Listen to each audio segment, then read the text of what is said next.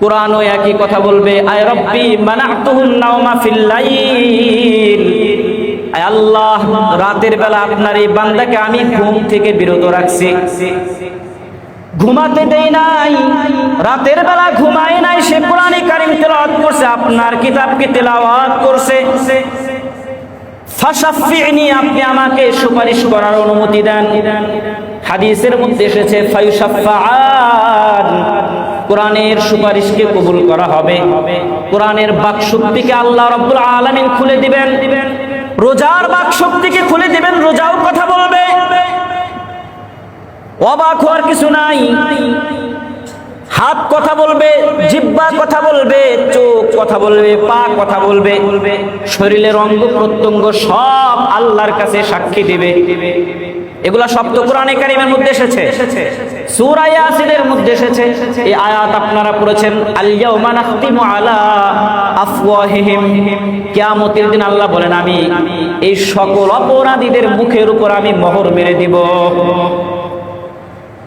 আল ইয়াউমা নাখতিমু আলা আফওয়াহিহিম, অপরাধী যারা, বেঈমান যারা, নাফরমান যারা, জাহান্নামী যারা, তাদের অন্তরের মধ্যে, মুখের মধ্যে আমি মোহর মেরে দিব।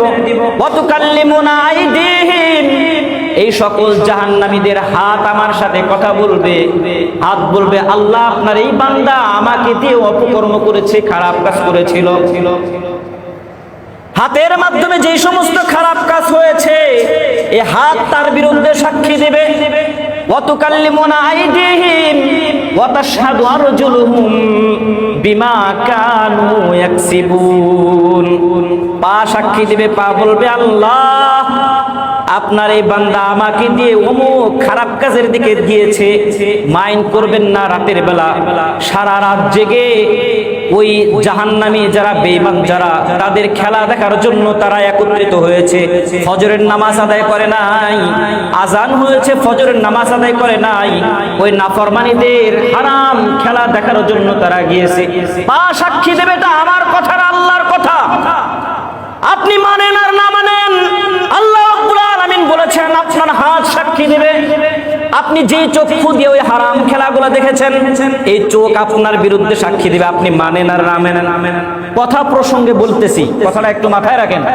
এগুলা পত্রিকা আসছে, একজন মুসলমান যার ধর্ম ইসলাম, সে বিশ্বাস করে আসমান জমিনের মালিক আল্লাহ, সে বিশ্বাস করে মৃত্যুর পর জান্নাত আছে, জাহান্নাম আছে, মৃত্যুবরণ করতে হবে, সে বিশ্বাস করে একজন সত্তা, সব কিছুর প্রতিপালক আল্লাহ।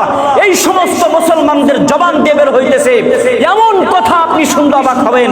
সে বলতেছে আর্জেন্টিনার সেই মেসি নাকি নাউজুবিল্লাহ মুসা আলাইহিস সালামের রূপ ধারণ করে নাকি আসছে। নাউজুবিল্লাহ বলবেন না? মেসি কোনদিন একজন নাফরমান বেঈমান জীবেরা, যে আল্লাহকে স্বীকার করে না, যে ত্রিত্ববাদিতে বিশ্বাসী, তিন খোদায় যে বিশ্বাসী, যে আল্লাহকে এক বলে স্বীকার করে না, এই ব্যক্তিকে মুসা আলাইহিস সালামের সাথে তুলনা করতেছে, কয় ও নাকি মুসা হিসেবে আসছে। কতটা বেহায়া, কতটা নির্লজ্জ, ধ্বংসপ্রাপ্ত ব্যক্তি সে। একজন মুসলমানের ভাষ্য এটা। আবার আরেকজনে কি বলছে? আফসোস, এগুলো আমাদের জন্য আফসোস। উম্মাদনা কাকে বলে? উম্মাদনা কাকে বলে? আল্লাহু আকবার। আরেকজন কি বলতেছে যে আমরা খেলা দেখব, বুঝবেন বুঝবেন, আমরা খেলা দেখবো, এখানে হুজুরদের এত নাক গলানের কি আছে? হুজুররা আবার খেলার বিরুদ্ধে কেন বলতেছে? ব্রাজিলের সাপোর্ট করবো আমি, আর্জেন্টিনার সাপোর্ট করবো আমি, কার সাপোর্ট করি এটা আমার বিষয়। শুনেন, দেখেন কি বলছে এবার। আর্জেন্টিনার মেসি যদি জাহান্নামেও যায়, আর এত বড় একজন পরিচিত মুখ, যার ফ্যান ফলোয়ার এত আছে, তার সাথে আমি জাহান্নামে যেতেও রাজি আছি।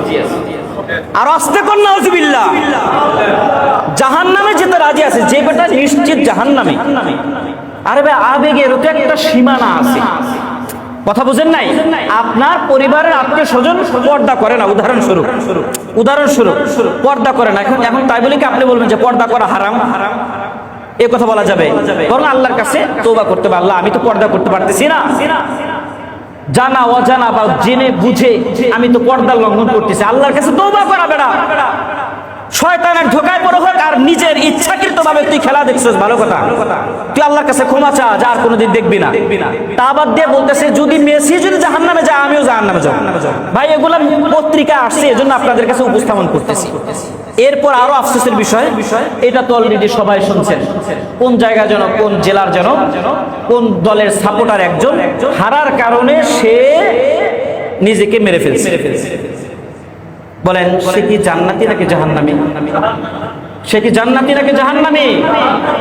এই উম্মাদুনা, এই যে পাগলামি মুসলমানদের কাছে, আরে ভাই আপনি একটু খোঁজ নেন না কেন? আমার তো মনে হয় এই যে আর্জেন্টিনা কোন, ব্রাজিল কোন, বা অন্যান্য যে সমস্ত দেশগুলো আছে ওদের দেশে এতটা পাগলামি নাই যে উম্মাদুনা পাগলামিটা আমাদের দেশে আছে। বাস্তব কথা। আরে ভাই মাথা খারাপ নাকি এগুলার জন্য আপনারা মিছিল বের করতেছেন? টাকা পয়সা খরচ করে আপনি এতটা পাগল হয়ে গেলেন, এতটা মাথা আপনার নষ্ট হয়ে গেল। যাদের নিজের দেশের জিনিস তারাই তো এতটা আপনার উম্মত না। আল্লাহ আমাদেরকে বোঝার তৌফিক দান করুন, বলে না আমিন। যাদের অন্তরের ভেতরে এই সমস্ত পাগলামি আছে, এই ভুল চিন্তাগুলো আপনারা দূর করেন, কারণ এগুলো ঈমান বিধ্বংসী কথা, এইসব কাজ ঈমান বিধ্বংসী। ওই ব্যক্তি তো 100% সে কাফের হয়ে যাবে, বেঈমান হয়ে যাবে। যে ব্যক্তি এই কথা বলবে যে মুসা আলাইহিস সালামের রূপ ধারণ করে মেসি আসছে, তার তো ঈমান নাই। এগুলো ঈমান বিধ্বংসী কথা। আল্লাহ আমাদেরকে বুঝার তৌফিক দান করুন। আল্লাহু আকবার। কথা প্রসঙ্গে কথাটা বলছি যে কিয়ামতের দিন আপনার চোখ, আপনার হাত, আপনার পা, শরীরের অঙ্গ প্রত্যঙ্গ সব সাক্ষী দেবে। বলবেন এগুলা কিভাবে সম্ভব? আচ্ছা এই যে জ্বর মাপে থার্মোমিটার আছে না, এই থার্মোমিটারে কি আছে? আপনি ভাঙেন, কাঁচ, হালকা একটু কাচের মতো, আর কিছুই নাই। এখানে আপনার শরীরের কি পরিমাণ তাপ আছে সব প্রমাণিত হচ্ছে, কত ডিগ্রি সেলসিয়াস এখানে আছে সব দেখা যাচ্ছে।